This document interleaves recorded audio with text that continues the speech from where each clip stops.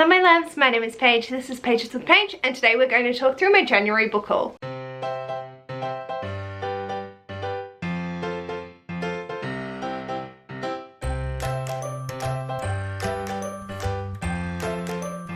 I was going to originally make an announcement for this book buying challenge that I've decided to go on this year, earlier in January, but I tried talking through it, and one, the footage, I have something in my teeth, so not doing that again. Two, not having anything to go off and just saying random abstract numbers made it really convoluted. It's still really convoluted, but hopefully applying it with my little stack will make a little bit more sense into what's actually happening with my book buying for this year. But first, I want to talk through the two books that I received as gifts this month. One was a belated Christmas present and one was an early birthday present because my birthday's in February. So I want to quickly talk through those, and then I will be able to dive into my book buying challenge and the books that I have bought. So the first book that I received was from Kara, and that was Blackwater Sister by Zen Cho. I am so excited to get to this. I know it was one of her favorites of last year, and it seems super intriguing. The first line is, when Jessamine Teo starts hearing a voice in her head, she chalks it up to stress.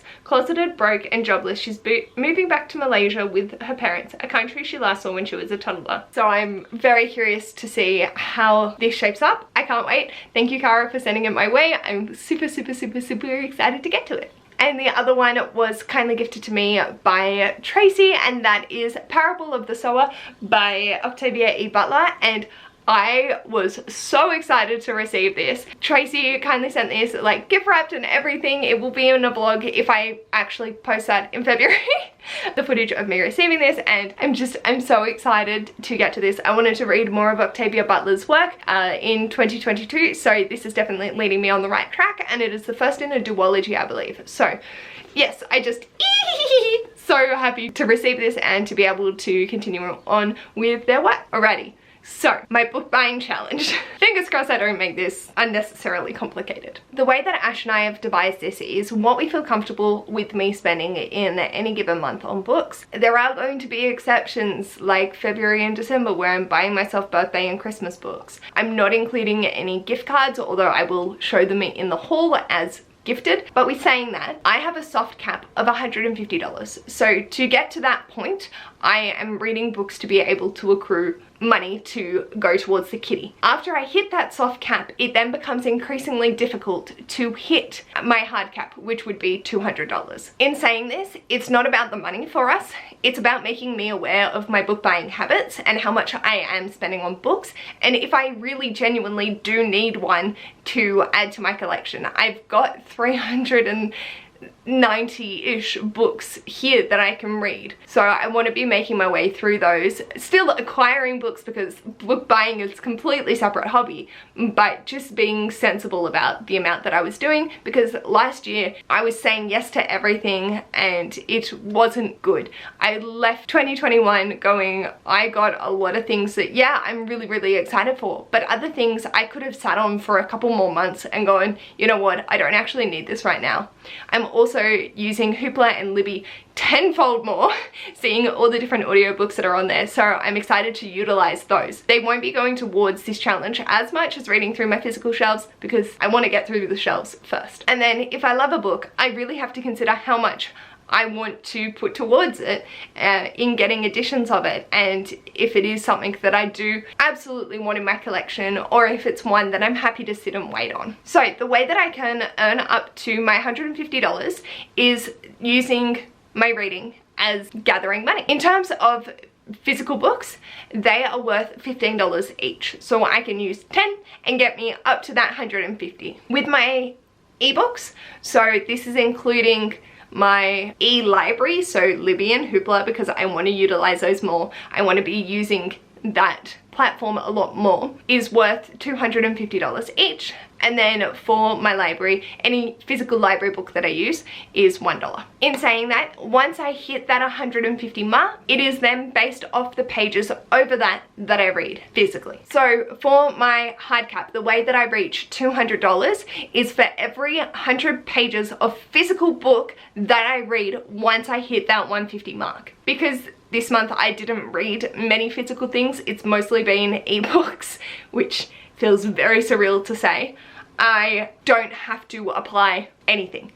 But if I had read 10 physical books off my shelves and then I wanted to, you know, give myself that little bit more money because I'm going to Melbourne for my birthday. Why is my birthday on the 10th? Or I just needed that extra little buffer for this month. I would have to read 1,000 extra pages because the monetary value of my physical books go down to $5 per 100 pages. So on top of the 10 physical books that I've had to have read, I then need to read 1,000 extra physical pages to be able to hit my 200 cap. Originally, I think Ash and I were discussing doing ebook and library books inclusive of that, but I've literally made the decision now without him here that it is just physical.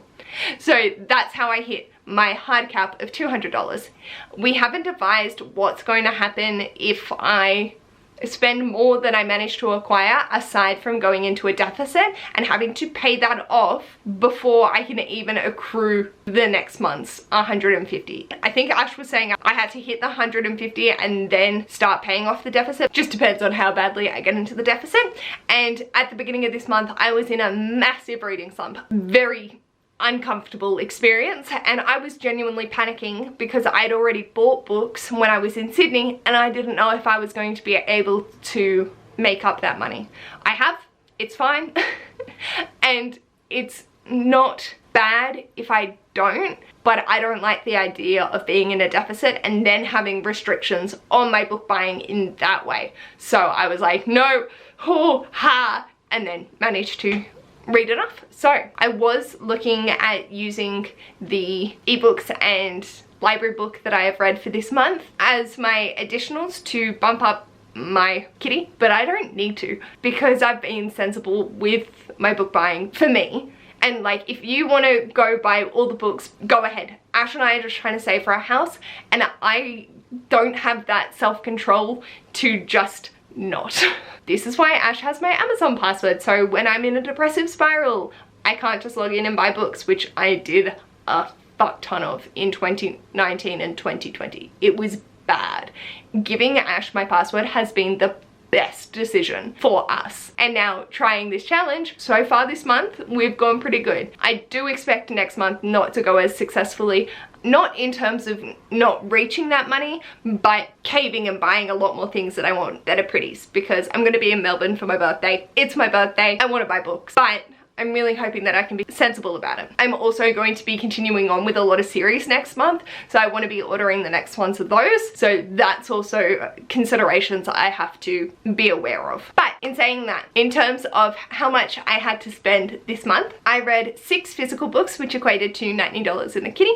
And this covered all that I spent on physical books. I could include 24 of the Animorphs books and get me up to that $150 mark. So I might, in terms of if I got leftover, I can put it into our house fund, which will help accrue that as well. So if I want to be putting more in, then I'm going to count that. In terms of the video, I hit $90 and I didn't spend even that. I have leftover to go into our house fund.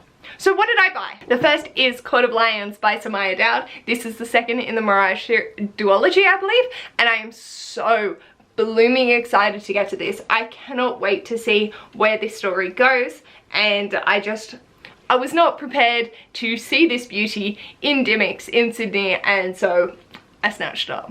The next was one that I knew that I was really aspiring to get, and I feel like Jacqueline and I will be doing a buddy read soon, and that is Iron Widow by Xian Zhao. This, I wanted the hardcover edition. It is stunning. It is so pretty.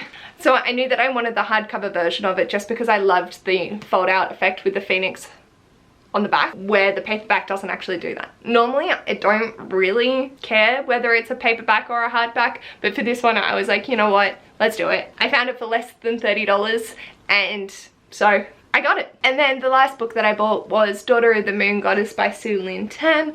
I'm reading this with my Library of the Unread Facebook group for February and March. I probably will be reading it in March, as my February TBR is extensive. So I wanted to have a physical copy ready to go because I think I'm going to really enjoy this, and I really want to take my time with my book club books and start to appreciate them in greater depth, taking notes, maybe not necessarily annotating my copy, but having notes. And I wanted a physical copy to be able to read along with, because when I'm just listening to an audiobook, it doesn't sink in as much. So collectively, I spent $70.46 on these 3 books. Oh, they're so pretty. One thing I've noticed is just how expensive Australian books are by comparison, and buying them full priced. Like, I could go onto Amazon and buy a lot of cheaper books and not have to worry, or go to op shops, which is also another possibility. But I might not always do that in a month, or I don't want to support Amazon as much. So, you know, having it for my birthday wish list and Christmas is fine, and I really appreciate anything that people send my way. If I cannot use it more, that would be great. So with that, I did earn the $90 doing my physical reads. So I have $19.54 left over, which I'm going to put into my house fund and feel great that I've managed to earn an extra 20 bucks to go in there. If I was to include all of my things and work out the page counts and all of that, I would be sitting at $158. So that would be $87.54 into the kitty for the house fund. I'm really proud of the fact that I've managed to work my way up and managed to acquire more than I spent. With saying that, I'm also super happy because I also bought less than I read off my shelves as well. Yay! So happy. I was very apprehensive when we started this, but I'm feeling really, really confident, and I can't wait to see what the future months hold in terms of my haul. I also love the fact that I'm severely diversifying my shelves with these purchases, and I can't wait for my shelves to be reflective of my current reading taste, which is a little bit of everything. So this is my stack for January of 2022. Let me know, what did you buy in the month of January? Is there anything you're dying to get to? I think every single one of these I'm just super excited for, and that's what I want to be feeling with my hauls, rather than I don't know anything about this, I don't really know, but I think I'm gonna like it, so yeah. If you like this video, feel free to give it a big thumbs up, and if you'd like to see more of this mess, feel free to subscribe, and I'll hopefully see you in my next video. Bye!